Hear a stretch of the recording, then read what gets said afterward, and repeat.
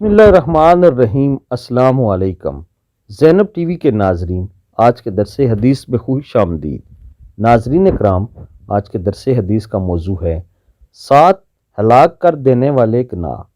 رسول اللہ صلی اللہ علیہ وآلہ وسلم نے ارشاد فرمایا، 7 ہلاک کر دینے والی چیزوں سے بچو۔ صحابہ کرام رضوان اللہ تعالی علیہم اجمعین نے پوچھا، کون سی چیزیں؟ فرمایا، نمبر 1 شرک، نمبر 2 مال کی حرص، نمبر 3 قتل، نمبر 4 سود، نمبر 5 یتیم کا مال کھانا، نمبر 6 مارکے سے بھاگ جانا، نمبر 7 مومن عورتوں پر تہمت لگانا۔ ناظرین اکرام، یہ وہ 7 بڑے بڑے گناہ ہیں جن میں جو شخص ملوث ہوتا ہے اس کے لیے معافی نہیں ہے، یعنی وہ کسی صورت معاف نہیں ہوگا اور ہر صورت جہنم میں ہی جائے گا۔